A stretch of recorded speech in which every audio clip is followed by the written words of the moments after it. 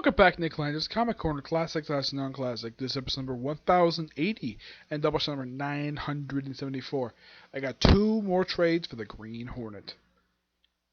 First up, it is Green Hornet, Year 1, Volume 1, The Sting of Justice. This collects the first, I believe it's the first 6 issues of the series, right? Yeah, the first 6 issues. Written and drawn by Matt Wagner. Well, yeah. With Aaron Campbell on the artwork as well. The colors are by Francisco Fracovia, who's also an artist, by the way. The cover art is done by, this one here is done by Alex Ross. Simply put, this is simply the first year of the Green Hornet's career. Yeah. Well, also basically, this is mostly done through fast forward stuff. Like, we have basically how they become the Green Hornets and Kato, and of course stuff in present day. You can kind of say that it's similar to that of the Green Hornet series by Kevin Smith, because it kind of feels a similar feel to it, though this came out the same time it did. Yeah, it came out the same time that particular series did. Yep. And hasn't basically like, no, it's set in the 30s, but has a similar feel to it of that particular series. That's just my opinion anyways. Yeah, you see him basically with this mask, which, by the way, this mask did appear in the Green Hornet series by Kevin Smith. Yeah. So, get the debut of the Black Beauty. We get the basically of how they first met, where they met when he was over in China, when Kato had saved his life, and apparently when Brett Reed came home after being overseas for a long period of time, he found out that his father died, and apparently his longtime family butler said to quit. So Kato's like, hey, I'll do it. So comes basically his butler and his driver, and basically he also kind of basically is the one who invents all the gadgets the Green Hornet's over using. Yep. This is by far a really good series. I highly recommend it. If you're a fan of Matt Wagner's comic work, I definitely recommend this. It is so good. Now, this series is by far the only one I've seen where it's called Year 1, and it's 12 issues. I have not read the rest of the series yet. Nope, I have not. But the next particular comic is a very similar style to this one, where flashback and then present day stuff. Yep. But this book is really good. I give this book a 9.5 out of 10. It's just a great story. Yeah, just basically a start of the careers of Green Hornet and Kato, taking down some gangsters. Well, at the start of the career, because basically Central City, which is the home of the Green Hornet, it got really bad. And, well, his father died, basically, think of the Sentinel, which is very similar to what happened in the Kevin Smith series. Father dies, so the son takes up the mantle of the ownership of the Sentinel, and, well, basically set up what we know was the Green Hornet. Great series. Well, first issue anyways. This one is Green Hornet Parallel Lives, the prequel to the Green Hornet live-action film by Seth MacFarlane. Yep. That's basically what this is.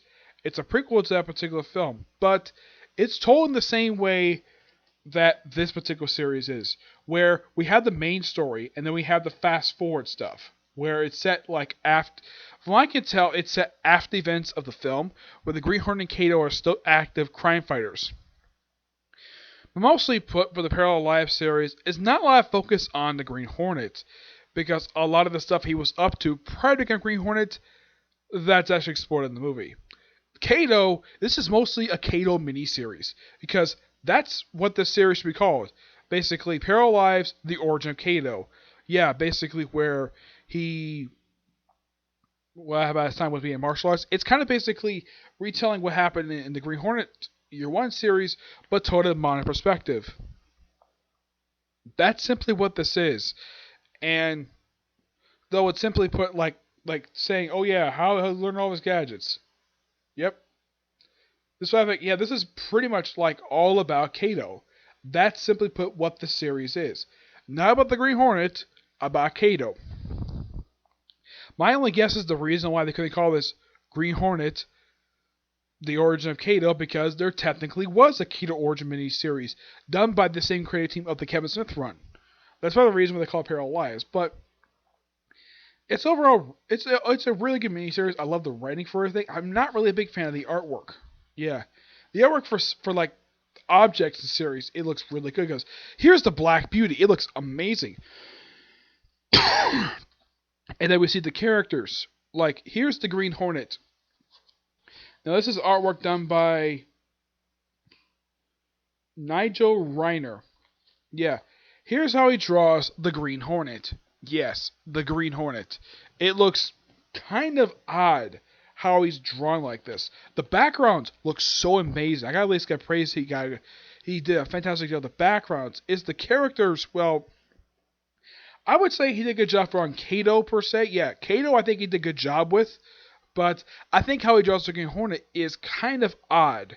Though if you've seen the film, you're probably like, hey, this is the same outfit he wore in the movie. Okay, fine. But it's just like he's so drawn, like so like jarringly different.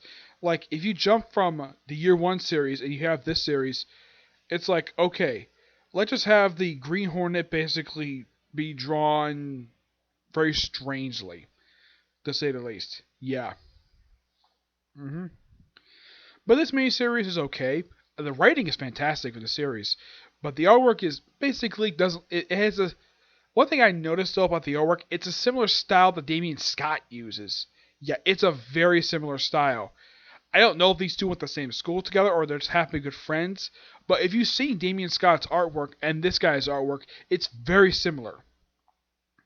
Now, do I have a problem with this art style? No, not really. I have no problem with this art style.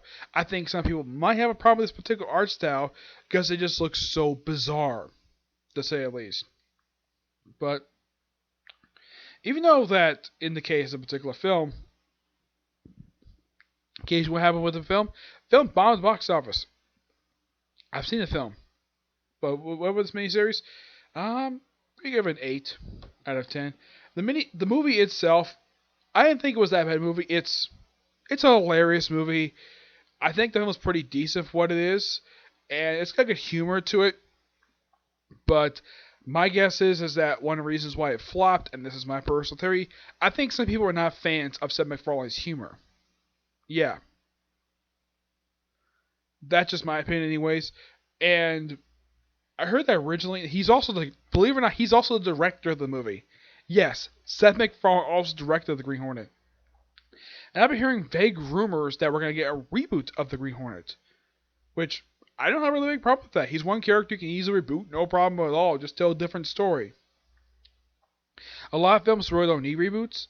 Green Hornet, probably, and the film itself only came out in 2011. Yes, I didn't see the film came out in theaters. No, I did not.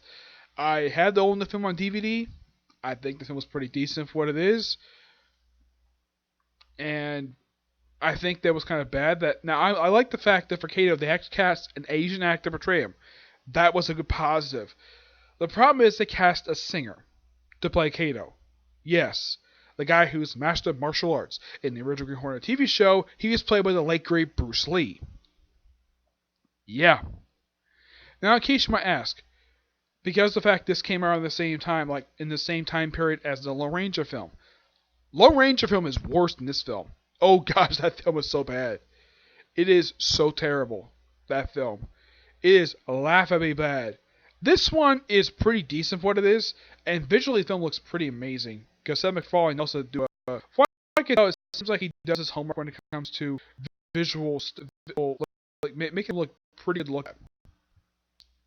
But there's many ways. Yeah. Not much else to say about these two particular trades. Year One is fantastic. Paralives is okay. Yeah, it tells a pretty good story, but it's more like what you saw for Year One told in a modern perspective. That's just my opinion on the matter.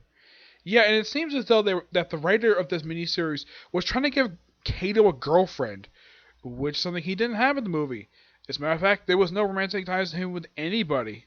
Like, none of the female characters. And also, I'm not sure why this was in the movie. Apparently, the way Green Hornet had, the way that Seth MacFarlane had performance-wise, now, they had the character Miss Case, who was Brett Reed's secretary. In the film, she was played by Cameron Diaz. It was very much hinted at that the way it was set up in the movie, that they were trying to spark a romantic, make her a romantic interest. Because a lot of stuff I've read with Miss Case yeah, beautiful woman, but she's kind of in a way, kind of like Green Hornet's Moneypenny.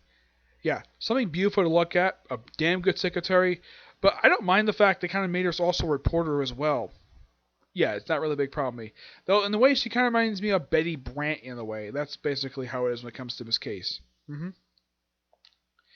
Yeah, so that's it for this particular review. Not much to say about these two trades, okay? So, my next review will be a review of Case Closed. And then after I finish that, I will go back to Ruby finish up, and then I'll go back, and after finish Ruby Season 1, it's back to Rom I have, okay? But to the next review, which will be Case Closed, soon. Bye.